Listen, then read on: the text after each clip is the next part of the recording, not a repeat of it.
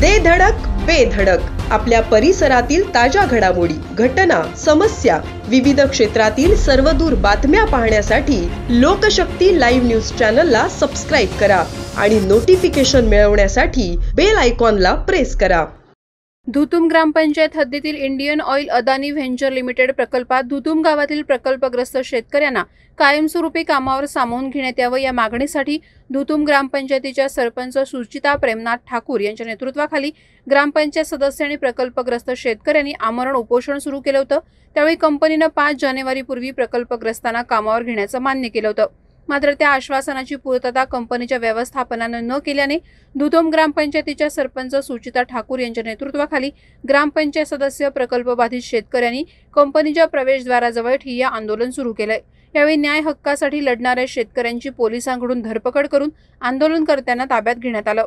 धुतुम ग्रामपंचायत हद्दीत ज्वलनशील पदार्थ साठवून ठेवणारी इंडियन ऑइल सध्याची Indian oil Adani venture limited हा प्रकल्प आहे। कंपनी प्रशासन येथील प्रकल्पग्रस्तांना नोकरी देण्यात टाळाटाळ करत असल्यानं धुतुम ग्रामस्थांनी 20 नोव्हेंबरपासून कंपनीच्या गेट समोर उपोषणाला सुरुवात केली होती। उपोषणाच्या 9 दिवसांनंतर कंपनी प्रशासन आणि धुतुम ग्रामस्थ यांच्यात अखेर सामोपचारानं चर्चा झाली।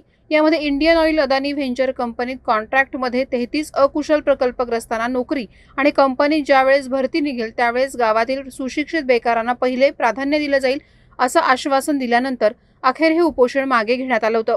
मात्र कंपनीच्या व्यवस्थापनानं दिलेल्या आश्वासनांची पूर्तता न केल्याने सरपंच सुचिता ठाकूर, ग्रामपंचायत सदस्य प्रेमनाथ ठाकूर, कविता पाटील, सुचिता कडू, चंद्रकांत ठाकूर, स्मिता ठाकूर, करिश्मा ठाकूर, अनिता ठाकूर, रविनाथ ठाकूर यांच्यासह गावातील प्रकल्पबाधित शेतकऱ्यांनी आपल्या न्याय हक्कासाठी कंपनीच्या प्रवेशद्वाराजवळ ठिय्या आंदोलन सुरू केलंय। मात्र पोलिसांनी आंदोलनकर्त्यांना ताब्यात घेतल्याने परिसरात कंपनी आणि प्रशासनाविरोधात संतापाची लाट उसळली आहे। लोकशक्ती लाईव्हसाठी अनंत नारंगीकर, उरण।